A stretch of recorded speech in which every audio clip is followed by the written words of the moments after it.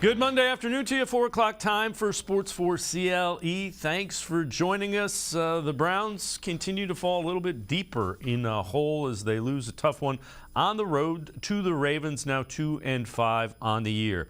Kevin Stefanski talked about yesterday's defeat to the Ravens. I think you guys understand how frustrating it is when you try to win in this league and you come close and you don't get it done. It's really frustrating. And it's frustrating because the guys are putting in the work, coaches are putting in the work, but we got to come away with victory. So we're committed to that. We're working hard in this building today, learning from yesterday because you have to. And some injury news. David Njoku, high ankle sprain, won't require surgery, but he is expected to be sidelined 2 to 5 weeks. That's from Adam Schefter. Also, Denzel Ward still in concussion protocol. Jacob Phillips suffered a pectoral injury, likely season-ending. Pharaoh Brown in concussion protocol. Let's welcome in Scott Petrak, beat reporter, Browns beat reporter for the Elyria Chronicle Telegram. Can also catch his stuff, brownzone.com. Scott, when you look at it, it seems like every week it's a little bit of a new way for the Browns to lose. Yeah, there's no doubt about it, Dave. And I think that's, one of the things that's really frustrating is it's hard to kind of put your finger on it, and then the target keeps changing every week. So how do you go about fixing one problem when another crops up, the next week? I think it makes it really difficult on Kevin Stefanski. Yeah, and when you look at it, if I'd have told you were going to hold Lamar Jackson to what you held him to, and Mark Andrews is going to have one catch, and no running back is going to go crazy running the football, you said, Browns must have won by 10, 14 points, and they end up losing by 3. Yeah, that's exactly right. And you go, well, the offense gets off to a great start, but then it slumps over the middle 2 quarters. Then they have a touchdown late, and you think, okay, they're back in this. They get the turnover on defense late, but they can't finish. Like, it's always something different, and that's extremely frustrating for fans. I know it's extremely frustrating for the team. And yeah, you look at that defense, you go, okay, that gave the Browns a chance to win when it hasn't many times this year, and yet the Browns still can't take advantage. And whether that's the offense struggling at certain times, special teams had another bad game, which is becoming a theme for the season, right? They just can't figure out a way to put a complete game together. They give up a big punt return that leads to a field goal. Obviously the the false start on the field goal, and then the blocked field goal at the end. It's just all these things keep creeping up, and players say it's all these little things, and to a point they're right. It is tiny things, but when there's 6 tiny things, that turns into a big thing, and enough to cost you games when every game's going to be close. The margin for error is thin. You're playing with your backup quarterback. All those things create more pressure on you to do the right things, and the Browns just aren't doing that enough. Yeah, and look at it this way, too. They're 2-5, and they've had a chance to win every one of those losses. Jacoby Brissett has had the ball in his hand at the end of the game, and they haven't been able to get done what they need to do to win. Yeah, and you're right. Jacoby Brissett has had the ball in his hands, but also Cade York had the ball in his foot twice, right? And he missed against the Chargers, and then he gets a block yesterday. So it's all of it. But, if you take – 4 losses were by 3 points or fewer.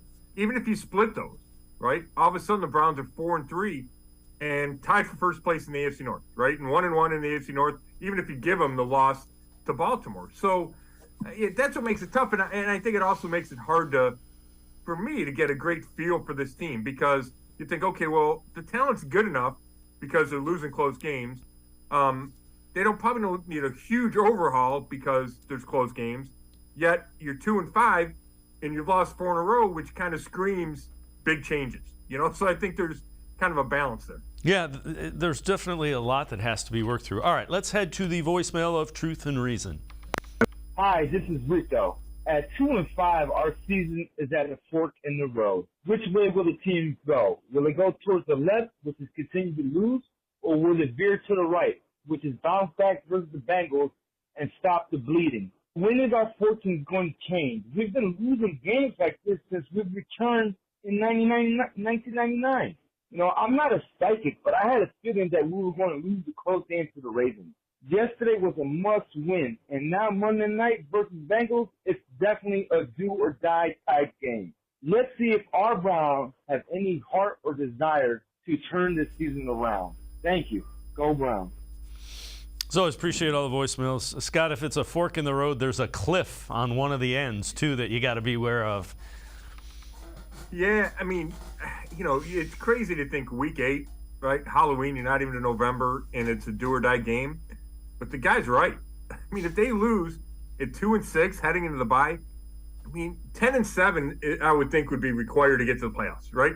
So if you're 2-6, you'd have to go 8-1, and you've just lost 5 in a row. Like, it doesn't even seem possible. So, yeah, it's a huge game. They need to win it. I will quibble a little bit. I think the effort's been there. Like, I don't think he said, the Browns have to show heart. Like, I don't think that's been the problem. I thought that he played hard yesterday. Thought they did a lot of stuff right yesterday. They just haven't been able to get the wins, which doesn't make it okay. It's just I don't think that's the issue. Like, I don't think effort. I don't think heart's the issue. It's just been other things. Yeah, in some ways they're their own worst enemy with the penalties and the blown assignments. All right, you answered this in your mailbag and wanted to dive into it. Why do you think the Browns' 5 best skill players, Nick Chubb, Kareem Hunt, Mari Cooper, Donovan Peoples-Jones, David Njoku, aren't on the field together in a 2-minute drill? I think it's a valid question. Take me through that. Yeah, it's interesting. It comes down to Nick Chubb and Kareem Hunt on the field together, right? We've talked about this before. Week 1, I think they were on the field together for like 10 snaps, give or take. Since then, it's really declined. They were on the field together twice Sunday against the Ravens. So that's what it comes down to, because unless you commit to playing Chubb and Hunt together, then you're not going to get your top 5 guys out there, right? You probably won't get your top 3 or 4 guys out there. I mean, Amari Cooper's out there, David Njoku, then you get those 2 guys and Donovan Peoples-Jones. And the Browns just aren't willing to do that. And there's reasons for it. Like, I think it's harder to scheme when you have 2 running backs.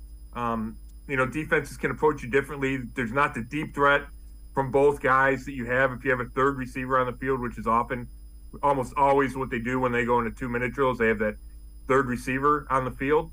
And you can't really line 2 guys up in the backfield and get the same matchups. So I understand it, but I do think there's a way to do it, and that's putting Kareem Hunt in the slot. Play him as a slot receiver more than he has been. And we've seen him do that some in the past. I think when Freddie Kitchens was here, he did it some. And if you do that, you're taking a guy like David Bell off the field, or Anthony Schwartz, who was a healthy scratch yesterday. And I think you can make a legitimate argument that Kareem Hunt right now is a better player, right? He might not be a better receiver, but he's a better player. And if you get the ball in his hands, he does more with it than David Bell does. So it's interesting. Kevin Stefanski said today that, part of the reason they go Kareem Hunt in the 2-minute drill is to give Nick Chubb a rest and to keep him fresh.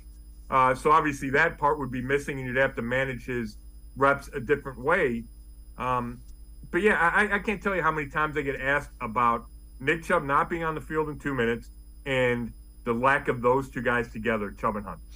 The other thing that Kevin Stefanski addressed, and it was kind of interesting, he was asked about on 3rd and 2, throwing the deep ball to Amari Cooper that was the pass interference. And he said when you get the one-on-one matchups, you have to take advantage of it. And I get that. I wholeheartedly get that. At some time, don't you want to get the ball in the hands of your best? I think it's pretty easy to say Nick Chubb is your most dynamic player, even though he's a running back. I think he's the most dynamic, biggest play threat. Don't you want to get the ball in his hands as many times as you can? Yeah, you do. And I've been struggling with this not only today, like right for weeks, because this is it's a consistent topic. It was the topic last week. And yeah, I think if you take a step back, big picture, you need to get Nick Chubb the ball more, right? He had 18 touches yesterday, I want to say. Maybe that perfect number is 22.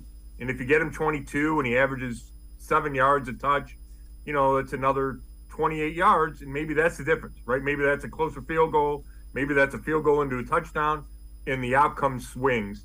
And we talked about it. If every game is so close, then maybe that would make such a huge difference. Having said that, I also understand that you can't just run it every time. In the first half, he was 7 rushes for 20 yards. It's not even 3 yards a carry. So it's not like every Nick Chubb run turns into something, but at some point it will. And we saw that yesterday in the fourth quarter where they recommitted to getting him the ball, and he goes 12, 12, 22, right? And that's the Nick Chubb you expect. So, I think there's kind of a duality there. I understand what Stefanski's doing, but in totality, Chubb needs to get the ball more. Having said that, if Amari Cooper doesn't push off, they have the go-ahead touchdown. So I got a hard time arguing with that specific play call. Yeah, I get it. I guess the mindset I have is Nick Chubb, let's use a baseball analogy. Nick Chubb's your home run hitter. Get him as many swings as you can, and eventually you're going to get the desired outcome. Yeah, I think that's right. I do think like specific plays. Like they open the second half and they want to throw a quick pass. It's like a one-step drop and something bad happens, right? Like they bring pressure or somebody misses a block and all of a sudden it turns into a sack. Well, now you're 2nd and 15 where Chubb was probably going to get the ball on second down. Or if it was a first down, and now that's a whole drive where Nick Chubb doesn't get the ball. And you could say, well, just hand it to him on first down, and I understand that, but you also think you have this easy completion, called up, and it doesn't come to fruition. So, I think it's harder to call plays than people think it is, but it shouldn't be that hard to get the ball to Nick Chubb. No, I agree with you. You can't, if it's 1st and 20, you can't run because now you're looking at 2nd and 18, then you're putting Jacoby Brissett behind the chains and in a tough situation, which is what you're trying to avoid anyway. Scott Petrick and I are going to step aside, take a quick timeout. Other side of the break, Scott mentioned those special teams issues, that call of the false start. We'll take a deeper look into that. Sports4CLE will be right back. Stay with us. Come back to go forward. Back to learning new things. Back to pursuing your dreams. Tri-C has flexible learning options to fit your life. And every year, more than 1,000 local companies provide Tri-C students with real-world learning. The right education can boost your lifetime earning power by hundreds of thousands of dollars. Start now with a college education you can afford. Tri-C, where futures begin. The Ohio Lottery Partners in Education program recognizes role model students and teachers from across Ohio. Nominations can now be done completely online. To nominate a deserving teacher or student, go to ohiolottery.com. In the About section, find Partners in Education. There you will find links to the nomination forms. Students kindergarten through 12th grade can be academic all-stars. Teachers can be honored as a Teacher of the Month. The Ohio Lottery Partners in Education, where stars shine. The Greater Cleveland Sports Hall of Fame celebrates the star athletes and notable sports figures who were born or have made their home in Greater Cleveland. It tells the story of discipline, commitment, perseverance, sportsmanship, and excellence in achievement. It encourages and inspires those who believe in sport and its direct impact on the well-being of our community. Go to clevelandsportshall.com or follow us on Twitter at GCLE Sports HOF for more details.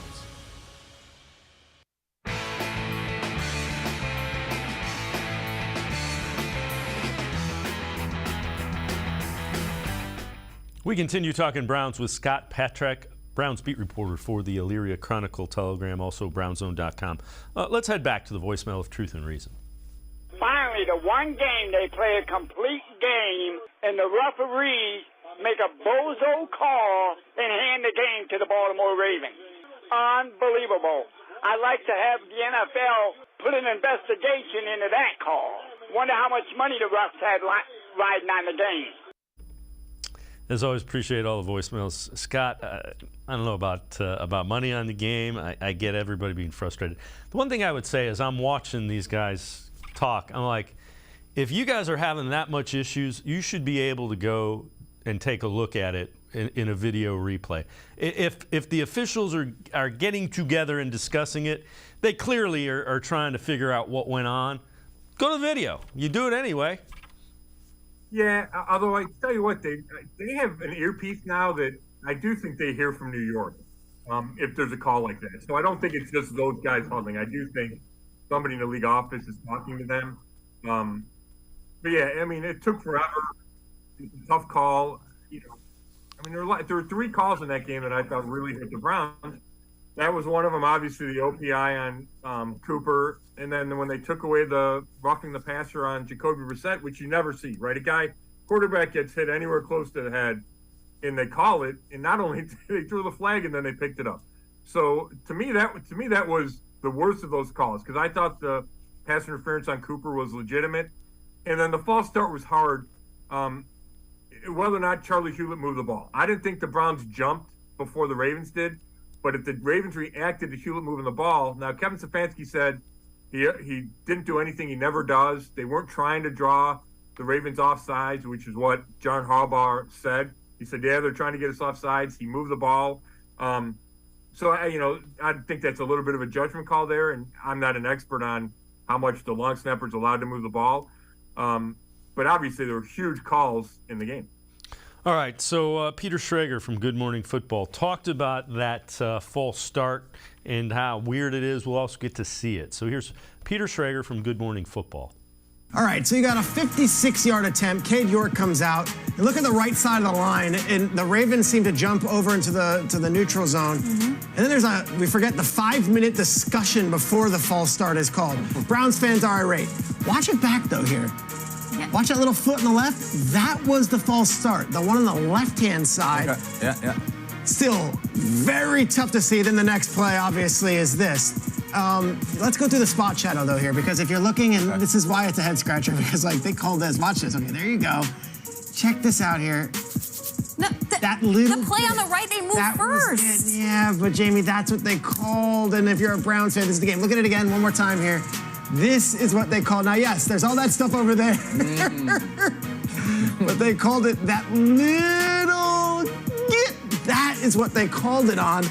That cost the Browns the game. Also, first time in the history of the sport, I saw a roughing the passer penalty on Jacoby Brissett. The flag just picked up. But they said no? They're like, nah, actually it wasn't. And I think the Browns fans have a lot to discuss this morning. And it's just been the way the year has gone, Scott. I mean, it is a head-scratcher, without question. It is. I don't think he's right there when he said the call should have been on. I think it was Jordan Elliott, the guy to the far left. That's not who they called it on. They said Michael Dunn, who's right next to Hewlett, who doesn't move. I think it was on the ball is what the one up being the call. And you can see Charlie does move it, but the question is that what he normally does? Is that egregious to get the movement? Because you're right, the guys on the left don't move until the Ravens move. So, yeah, I mean, it is a head-scratcher, and I'll add another one for you. The kick gets blocked with, 2:06 left, or hits the ground with 2:06 left, and they don't stop the clock till 1:59, which means you go to the 2-minute warning. It's hard for me to think the ball bounced around for 5 seconds, and if you stop it at 2:01, the Browns save 40 seconds. So instead of getting the ball back at the end of the game with 16 seconds, they have a minute left, and all they need is a field goal for a tie. So that changes it, too, and I know the Browns are upset about how the clock was run. Yeah, that's that home field advantage that you get pretty much everywhere. All right, let's head back to the voicemail of Truth and Reason. Hi, this is Ron from Clayton, Ohio, and I'm just wondering about the Browns' commitment to playing football. They're lackadaisical. It just doesn't seem like they're really putting out. These are professional football players. They've been playing since they were 5 years old, and they went through the high school, they went through college, and they're in the pros, the best football players in the world. It can't be that complicated. Is there anything they haven't seen at this point in their career? Come on, play football. And if you don't want to play football, maybe they need to find somebody else that likes to make that kind of money and play in the bigs. I'm sorry if I'm ranting on the Browns. I love the Browns to death, but I cannot stand to see a professional athlete given they're about 60%. It's ridiculous. Go Browns, woof. Let me know what you think. Bye-bye. As always, appreciate the calls. Scott, you've said it. You don't think it's an effort thing, and I would agree. I think these guys want to win. They got to figure out, it's the learn to win kind of thing. And right now it's just different minor things that crop up each and every week. Yeah, I don't think the effort's the issue. You can always pinpoint one guy on one play. But overall, I just don't see that. I really don't. And I think yesterday's a great example. They played hard. Great job against Lamar Jackson. Great job against Mark Andrews. Nick Chubb always plays hard. Jacoby Brissett plays really hard and escapes sacks and all of that. So I don't see that. I think if anything, it's, like you talked about the little things, but it's the attention to detail. It's maybe playing smart football. They talk a lot about clean football, and I think that connects with smart football.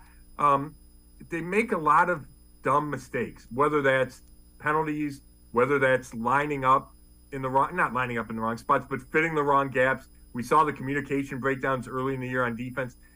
Those to me are a lot more at the heart of it than an effort issue. Yeah, I would agree. Well, reports came out, Browns were not happy with each other in the locker room, some yelling, couldn't tell the context of it. Kevin Stefanski was asked about that and the mood of the team following that loss to the Ravens. The long answer is losing is frustrating. I hope everybody gets that. Nobody likes it. It's a horrible feeling. Look around the league. I know there's buildings that feel like we do right now, and it's not fun.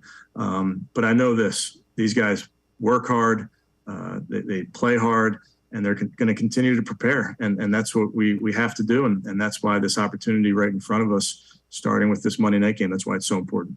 And is there an element of positivity on that where guys are saying, hey, I care enough that I'm going to call guys out, or I care enough to voice my opinion to other guys? Yeah, I mean, that's the environment you have in sports with locker rooms. You're pushing each other, and it's frustrating when you're losing, and it's an amazing feeling when you're winning. So that's all it is. You just got to continue to push each other. And Scott, we've said it in the past, winning covers up everything, losing magnifies everything. Yeah, I mean, I was sitting about 8 feet from the door, and there's a little area between that and the locker room. So I heard the yelling. I heard somebody bring up no leadership, to paraphrase. That was about the only clip I could tell for sure what was said, because there were a lot of raised voices. And, part of that's because we're closer to the locker room in Baltimore than other places. And part of that is the frustration. And, some guys tried to downplay it. I know Kevin Stefanski did.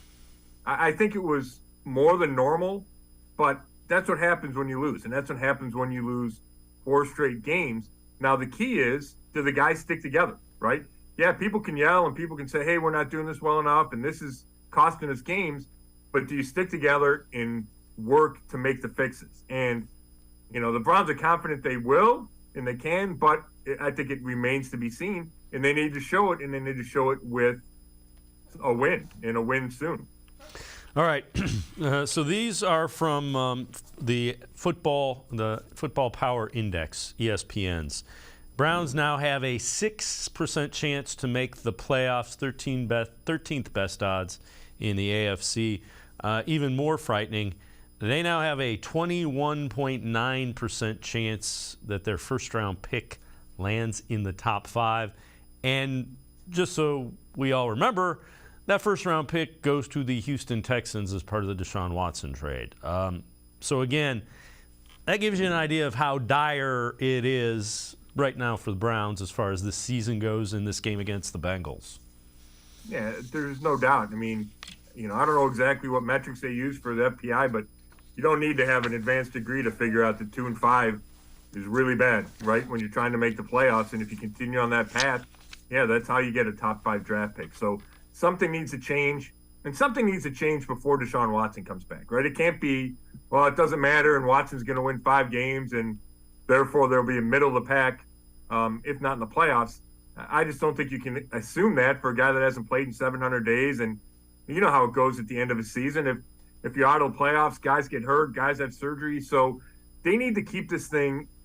If it's still on the rails, then they need to keep it on the rails, because it could get bad, it could get ugly, things could, you know how it goes. Dave, you get the bye, people wonder if anybody's going to lose a job. That's just how it goes when the season starts really poorly, especially when there are expectations for this team. Yeah, and the expectations, again, were, keep it at 5-6, 6-5, 7-4, and then Deshaun Watson comes in and you're a playoff team. And it may not be possible by the time Deshaun Watson gets back to get to where you need to get to make the playoffs. Scott Patrick and I are going to step aside, take one more time out, or take a couple more timeouts. We're going to take a timeout.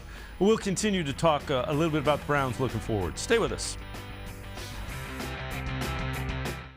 The Ohio Lottery Partners in Education program recognizes role model students and teachers from across Ohio. Nominations can now be done completely online. To nominate a deserving teacher or student, go to ohiolottery.com. In the About section, find Partners in Education. There you will find links to the nomination forms. Students, kindergarten through 12th grade, can be academic all-stars. Teachers can be honored as a Teacher of the Month. The Ohio Lottery Partners in Education, where stars shine.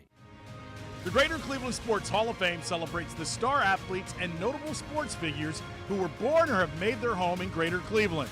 It tells the story of discipline, commitment, perseverance, sportsmanship, and excellence in achievement. It encourages and inspires those who believe in sport and its direct impact on the well-being of our community. Go to clevelandsportshall.com or follow us on Twitter at GCLE Sports HOF for more details.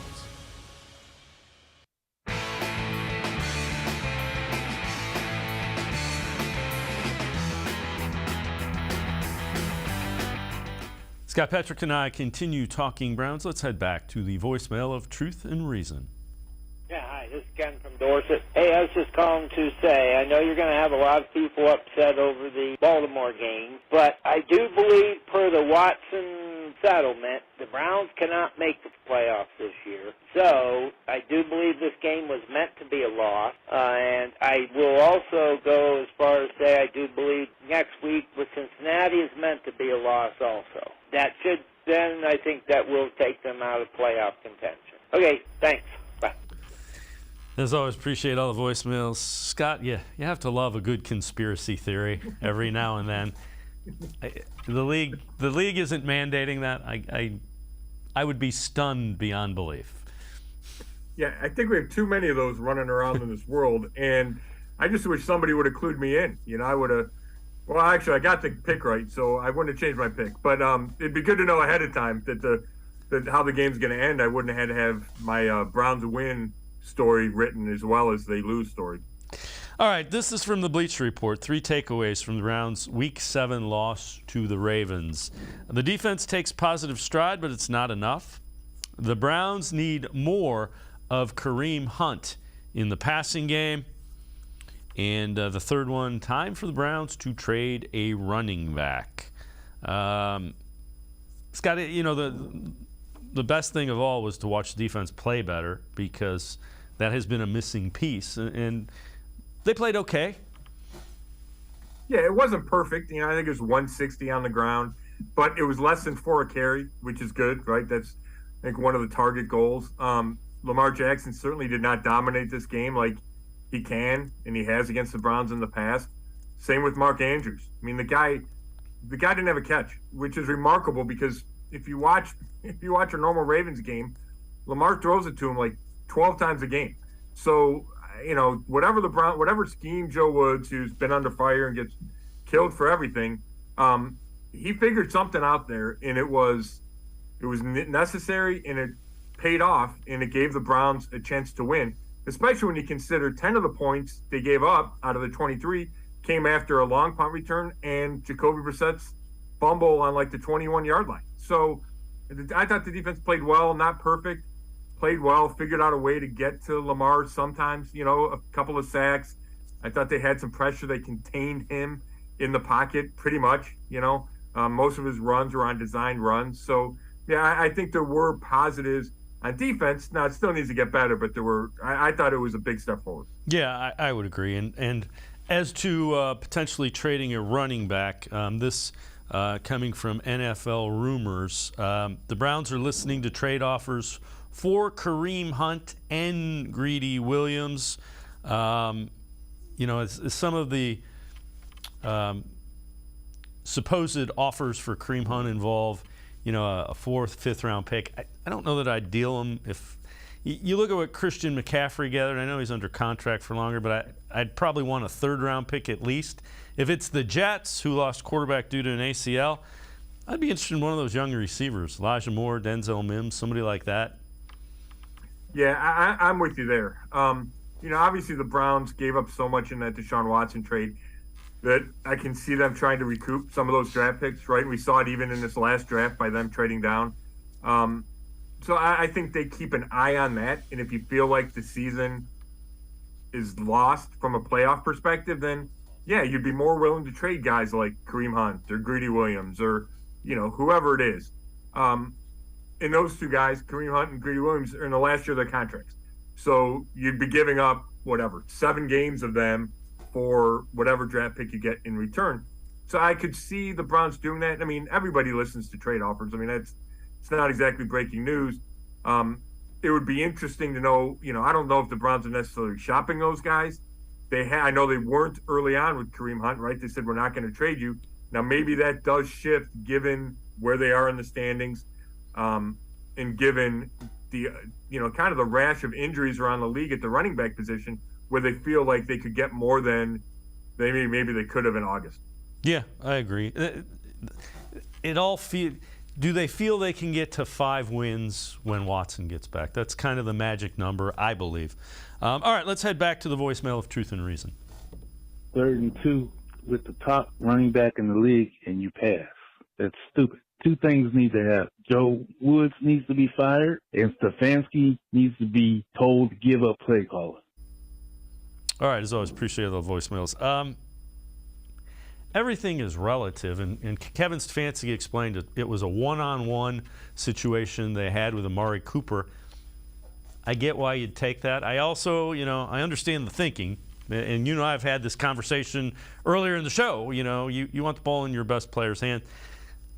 The one thing is this fan base has gotten too used to let's fire the coaches and move on, and that's why, quite frankly, there's been no continuity, and that's why this team has struggled to become relevant again. Yeah, I'm with you. Not that the coaching staff isn't to blame for some of this or a big chunk of it, but that doesn't mean they should get fired, right? Or it doesn't mean everyone should get fired. Maybe someone should. Maybe a couple guys should. But at this stage, I am not ready to say, yes, wholesale changes need to be made. I thought Joe Woods' group played better yesterday, so if they can play better against the Bengals, do you fire a guy that 2 weeks in a row that you've seen improvement? You saw improvement at the end of last season. And then the Stefanski play calling, you talk about fans calling for guys firing. The criticism of play calling is like, I'm sure it's everywhere, but we're in Cleveland. That's like the fans major in that. Like, there's just so much criticism of play calling. I'm on a text string with my buddies, and that's all it is complaining about every bad play call. So, I think overall Stefanski's done a good job. I mean, they have like a top 10 offense, and he's doing it with a backup quarterback. Like, yeah, there's plenty of individual play calls you can criticize, but I think overall Stefanski's been fine as a play caller, and I don't really think it affects his overall coaching ability. Like, I don't think him deciding what to call on 3rd and 2 is having an impact on whether or not that last field goal gets blocked. Yeah, I would agree. And the other thing to remember is he got the head coaching job because of the way he calls an offense and runs an offense. So, again, that's the reason the Browns hired him. So I'm not ready to say he shouldn't be calling the plays either. Scott Petrick and I are going to take one more time out. Other side of the break, we'll continue talking Browns, trying to get to 3-5. A much-needed victory against Bengals Monday night if they can find a way to get it done. Sports4CLE, be right back.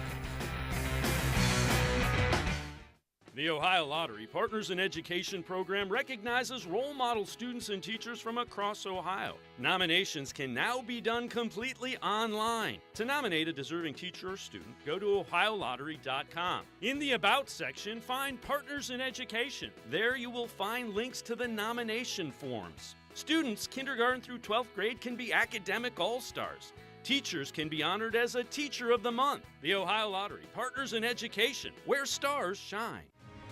The Greater Cleveland Sports Hall of Fame celebrates the star athletes and notable sports figures who were born or have made their home in Greater Cleveland. It tells the story of discipline, commitment, perseverance, sportsmanship, and excellence in achievement. It encourages and inspires those who believe in sport and its direct impact on the well-being of our community. Go to clevelandsportshall.com or follow us on Twitter at GCLE Sports HOF for more details.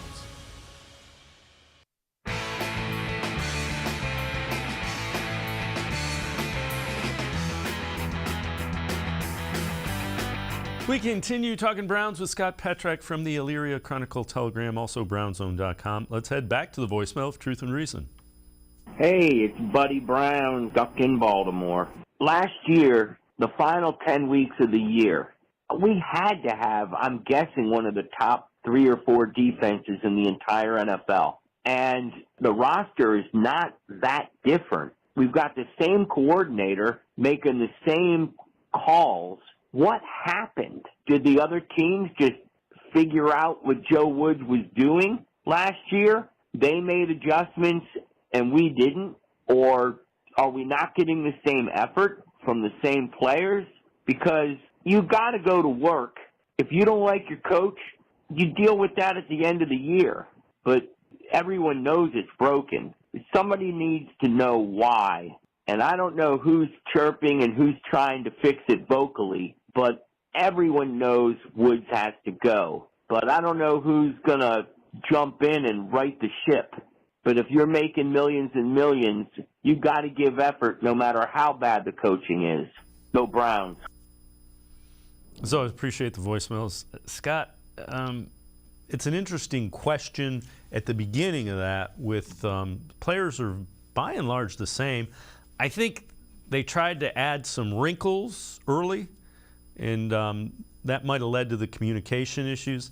We've already addressed the issue, the effort part of it. I think they're giving effort. Are they trying to do too much? Yeah, it's an interesting point. I don't think the league caught up to Joe Woods just because I don't think he has like a special defense, right? It's not like the Bear defense or, he runs something, exotic. He just runs his defense. I do think, he's talked about it a bunch, Joe Woods, that he tries to add to the menu, he calls it. And then when guys struggle, he's got to pare back the menu because obviously guys aren't executing it at a high level. And I do think we saw that early this season. And what's stupefying to him, and he admitted surprising to him, is that they are having these issues when most of the team is back from a year ago, like the caller mentioned, right? That's what's tough to figure out. If you have 9 of your 11 key guys back, why aren't you on the same page? Why are you struggling with just another play call, right? An added play call. It doesn't make sense. And that's where I point to the players. Like, they need to be smarter. They need to be better. You can point to Grant Delpit being in the middle of these plays that he doesn't make.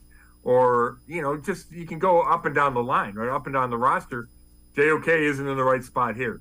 And if that happens 8 times a game, that can be enough to cost you the game, right? So I think it's more that than necessarily an X's and O's thing. Because when the Browns have more gap integrity, let's say, and that's what Sione Takitaki said they were better at Sunday, then they look a whole lot better as a defense.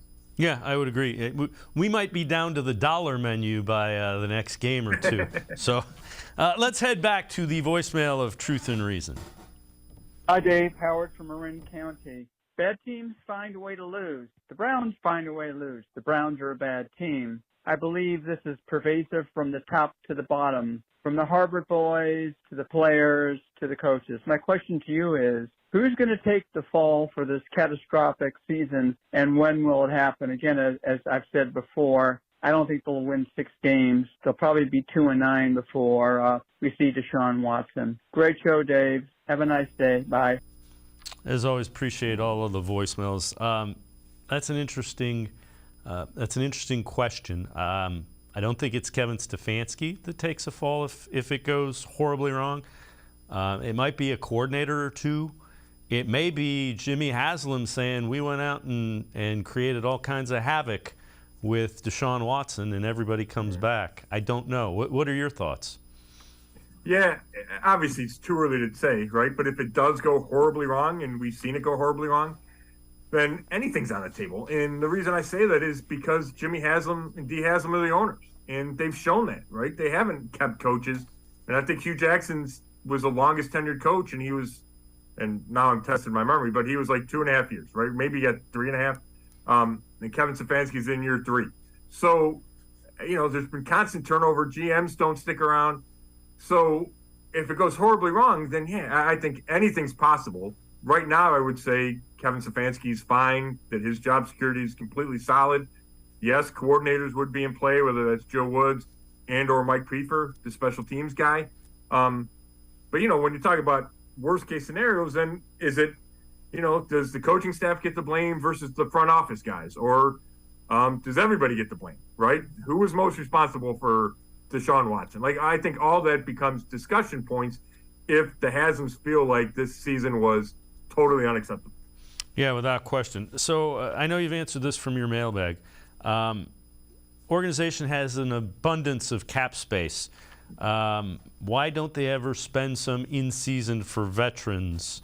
I think the answer is they've got to roll it over because they know they have a couple of big contracts coming. Is that accurate, you think? Yeah, I do. And it's not like they never do. I mean, Deion Jones, they took on, I think it's a minimum salary, but they still took it on. And we've seen other in-season moves that aren't significant.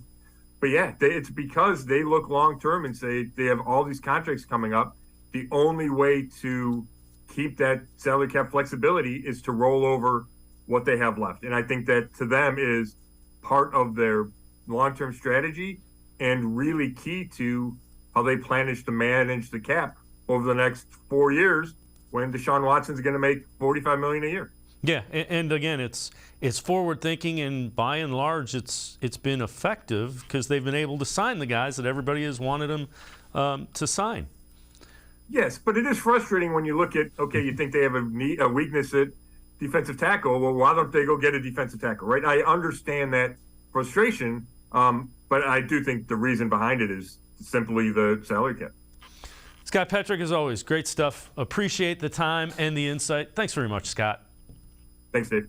All right, Scott Petrak. Make sure you catch him. You can check him out online, brownzone.com. He is also the Browns beat reporter for the Elyria Chronicle Telegram. We're going to step aside, take a quick time out. Other side of the break. Jackson McCurry straight ahead. Sports for CLE continues talking Browns. Stay with us. Come back to go forward. Back to learning new things. Back to pursuing your dreams. Tri-C has flexible learning options to fit your life. And every year, more than 1,000 local companies provide Tri-C students with real-world learning. The right education can boost your lifetime earning power by hundreds of thousands of dollars.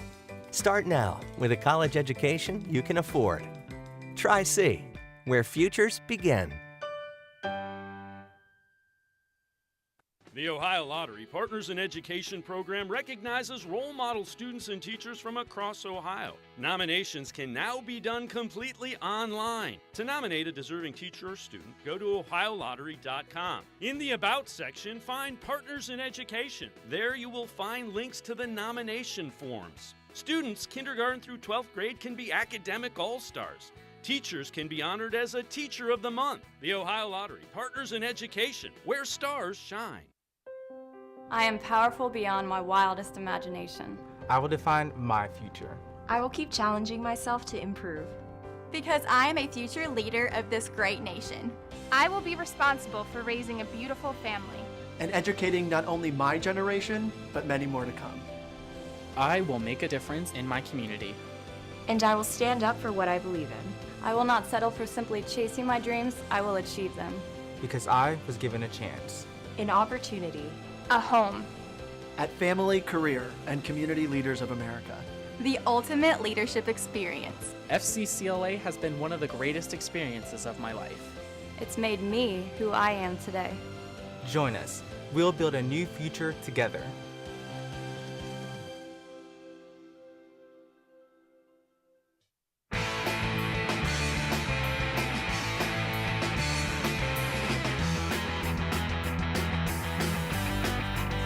We continue talking Browns here on Sports4CLE. Let's head back to the voicemail of Truth and Reason. Hello. I was wondering about the acumen of Stefanski and what he does as far as a head coach goes. I think that, he won Coach of the Year 2 years ago during COVID. And now that everything is back to normal and people are doing things the more traditional route, that maybe he's overmatched. I think at that particular time, back in those days, he took advantage of the fact that there was, Zoom meetings and this and that, and he was able to use technology and this and that to get the players to do the right things, and maybe he's more advanced in those areas than other coaches were. But now that everything is back to normal again, it seems as if the league is caught up to him, and I don't know. I just feel like we're not progressing, but we're regressing, and want your thoughts on that particular subject. Thank you very much. Bye-bye. As always, appreciate all the voicemails. It's a valid question, but when I think about Kevin Stefanski, the year he was Coach of the Year, Baker Mayfield was healthy, so his quarterback was healthy. Mayfield was hurt in year 2. They decided they wanted to move off Mayfield. Now he's playing with Jacoby Brissett. So Kevin Stefanski hasn't had a chance to have his quarterback running his offense yet with the Browns, and still he's 2 games over 500 in his 3 years. So I get the thought, but again, he hasn't had a normal offseason. Now, granted, the Deshaun Watson thing in this offseason was his and the organization's doing, but it was still a circus in the offseason, so he hasn't had a full offseason to prepare either. Let's welcome in Jackson McCurry, co-host of the Dogland and Top Dogs podcast. Jackson, just your thoughts. When you look at Kevin Stefanski, I don't think he's overmatched. I think he's a pretty good coach. Just your thoughts. Yeah, I don't disagree. I think he is a really good head coach. I don't think winning Coach of the Year is a fluke by any imagination, but I agree with you. Like 2020, he had to deal with COVID and adjusting to that, just like we all had to adjust in our professional jobs. 2021 last year, starting to get back to normalcy, had to deal with the OBJ saga. Then, Baker gets hurt. Like, that was an up and down year all last year. And then, like you mentioned, the Deshaun Watson stuff, I think took a toll on him probably behind the scenes, and having to adjust to that. They mentioned week 1. They had one offense for Deshaun Watson, one offense for Jacoby Brissett. So you're having to shuffle those back and forth, trying to acclimate both quarterbacks, and then midway through preseason have to adjust to going strictly with Jacoby Brissett. So obviously things haven't been easy for Kevin Stefanski. He's made the most of it. He's still above 500 as a coach. I looked today, he's 2 wins away from tying Romeo Crennel and Butch Davis for the most wins since 99. I mean, he's had to deal with a lot, and, should he get another season after this year? Absolutely. I don't know if they're even thinking about changing, but, with Jimmy Haslam, it's always the mystery unknown if he's going to pull the plug on stuff. But I thought Stefanski's done a nice job. There's things he could adjust, obviously, and things he probably wishes he could take back. But, the results are what they are. Yeah, and again, I think if this, tell me if you agree with this. If Deshaun Watson is the quarterback, they probably win all but the Patriots game. The Patriots game, because you had the ball in Jacoby Brissett's hands late in each of those other games. And if you give that to Deshaun Watson, that's the guy that, they think he's a guy you can give the ball to late in the game. He's going to go win it. That's why you give up 3 first-round picks and give the guy $230 million. Yeah, without question. He wins the Jets game. He wins the Falcons game. And he most likely wins the Chargers game. I mean, the Chargers defense had its moments in that game. But, yeah, I mean, if Deshaun Watson is as good as advertised and he's still a top 10, top 15 quarterback in this league, there's no doubt he wins the games that Jacoby Brissett unfortunately lost. So, I think, the criticism for Stefanski in certain aspects is warranted, but I still think he's one of the best offensive coordinators in the game. He's one of the best young head coaches. Like, you get him an actual quarterback and see what he can do, and then I think only then you can start making fair criticisms of his flaws in his coaching style. Well, the flip side of it is give him a couple of normal off seasons so we can see it as well. Everybody's in a hurry. And I mentioned something Friday. Bill Belichick was 13 games under 500 when he was coaching here with the Browns. So let him figure it out. Let him figure it out. All right, Week 7 takeaways, big questions from each and every game. This is from ESPN.com, Jake Trotter. Can Cleveland recover from 4 straight losses? Browns desperately needed this victory to hang around the AFC North race. Now at 2-5, arguably the league's toughest remaining schedule. Cleveland's season officially on life support, and they play the Bengals Monday night. I agree with all of that. Life support may be kind. it may need the paddles out there. Yeah, without a doubt. I mean, there's some people saying the season's already over. I mean, part of me wants to think that, but then I look at the schedule and it's like, well, we've had Cincinnati's number. The Browns usually get up for primetime games. Miami's not looking the best right now, but Tua's still coming back from the concussion. Tampa is struggling. Tom Brady does not look like the Tom Brady of old. I mean, 3 out of the next 4 games are winnable, but the games that we thought were winnable, the Browns have let slip away so far this season. So I would say if they don't win on primetime Monday night against Cincinnati, the season is officially over, because then you're at 2-6. Even if Watson comes back, I don't see a pathway unless Baltimore and Cincinnati continue to juggle their games and the Browns can somehow stay in contention. But yeah, I think this is the season's on the line Monday night against Cincinnati. Yeah, I would agree with you without question. Jackson McCurry and I are going to step aside, take a quick time out. Other side of the break, we will continue talking Browns. Sports4CLE, will be right back. Stay with us. Come back to go forward. Back to learning new things. Back to pursuing your dreams. Tri-C has flexible learning options to fit your life. And every year, more than 1,000 local companies provide Tri-C students with real-world learning.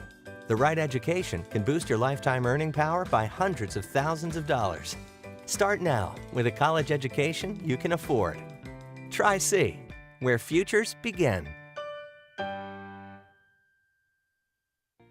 The Ohio Lottery Partners in Education program recognizes role model students and teachers from across Ohio. Nominations can now be done completely online. To nominate a deserving teacher or student, go to ohiolottery.com. In the About section, find Partners in Education. There you will find links to the nomination forms. Students, kindergarten through 12th grade, can be academic all-stars. Teachers can be honored as a Teacher of the Month. The Ohio Lottery Partners in Education, where stars shine. The Greater Cleveland Sports Hall of Fame celebrates the star athletes and notable sports figures who were born or have made their home in Greater Cleveland. It tells the story of discipline, commitment, perseverance, sportsmanship, and excellence in achievement. It encourages and inspires those who believe in sport and its direct impact on the well-being of our community. Go to clevelandsportshall.com or follow us on Twitter at GCLE Sports HOF for more details.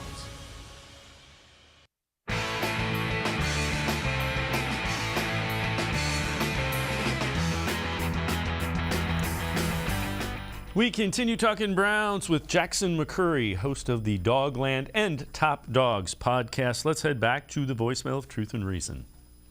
Yeah, this is Joe out of Sandusky. There's a lot of coaching controversy, and I heard your comments about not firing the coach and Woods, and I get it.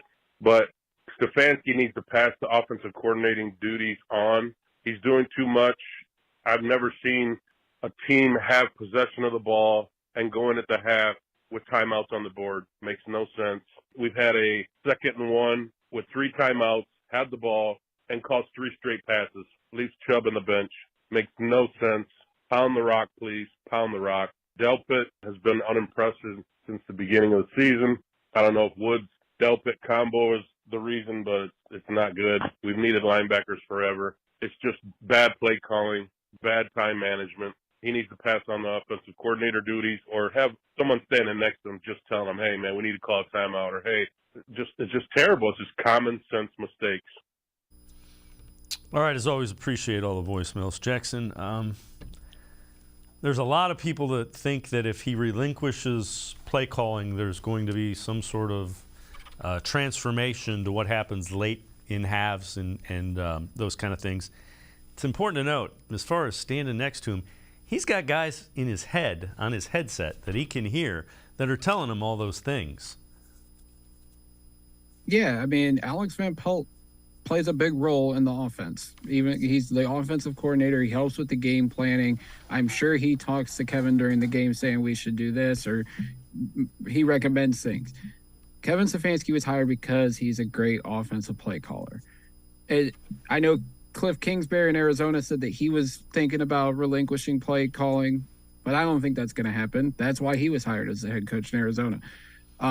Could eventually at some point he relinquish the reins to Van Pelt? Maybe. Van Pelt hasn't done that in a long time. So who's to say he's going to be good? I mean, he's had his moments, obviously the Pittsburgh game when Stefanski was at home with COVID. But I just think Stefanski's going to be it. Has he been wrong in certain aspects? Like the situational running with Chubb, when it's time to throw, when it's time to run. He's made his mistakes, but I just think it's ridiculous. They still have a top 10 scoring offense right now. Stefanski, the play caller, I don't think has any issues about this team right now. No, and he's a top 10 scoring offense with the backup quarterback, with Jacoby Exactly. Brissett. So, again, everybody wants to question play calling. Play calling is a lot like art. You look at it, and a lot of people see a lot of different things. So, again, I get why people are questioning it. I think there are other things that are more responsible for what people want corrected. This is from the Bleacher Report. NFL free agents who could help fuel a 2022 playoff run. D. Ford, edge rusher, in the note, the Bengals, Raiders, and Browns are among the teams with some of the lowest sack totals in the league at this juncture. All could benefit from Ford's skill set as they attempt to push into the playoffs following mediocre starts. Jackson, D. Ford's had a nice career. At this point, guys that are home and are free agents probably are there because they don't have a whole lot left to give a team. Yeah, I mean, D. Ford had a good run in Kansas City, got traded and got a new deal with San Fran, and then the injury bug bit him. I mean, the last 3 years he's barely played. I think his maximum was like 225 snaps. I just don't see the effectiveness in him. He's on the wrong side of 30 at this point. If he can't stay healthy, that's not going to help. I mean, Jadeveon Clowney can't stay healthy right now, and I do question whether we should have brought him back or went into another direction. But if the Browns want edge help, Tag McKinley just got cut from the Rams practice squad.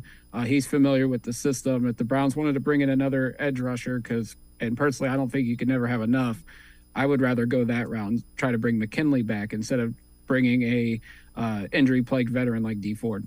Yeah, and again, McKinley coming off the Achilles. So anybody that's out there, there's some question marks with them, I guess is where I'm going.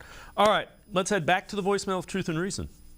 I was really curious about, Joe Woods being as the Denver Broncos defense coordinator 4 years ago. And it's the same thing that the Broncos fans were saying, that we're saying. All the talent that Joe Woods had when he was in Denver, they were ranked the bottom of the league. And now he's coaching our defense, and we're at the bottom of the league. And it's just like, Stefanski has to let him go, and we need to move on and find a more mature, older defensive coordinator who knows how to utilize the 4-3 with stars like Myles Garrett and John Johnson III. And, we need to get Grant Delpit going. I feel like this scheme isn't right for players like him. So it's just a mess. Go Browns.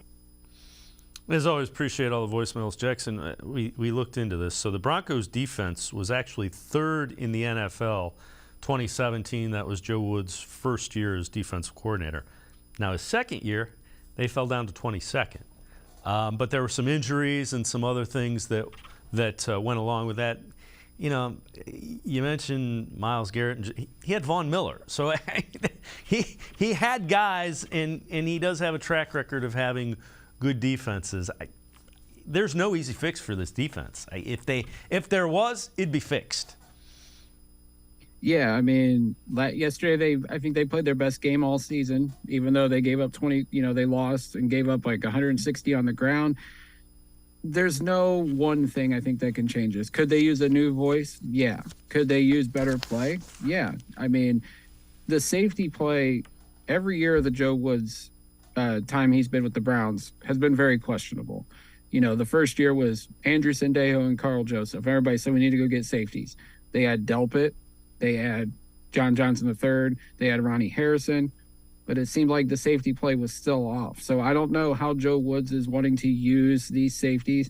Personally, we don't have a true free safety on this roster. Maybe if that was different, instead of having two guys like Delpit and Johnson who are better box safeties, if they had a true free safety, maybe things would look better instead of trying to force box safeties in as free safeties. I don't know what the answer is.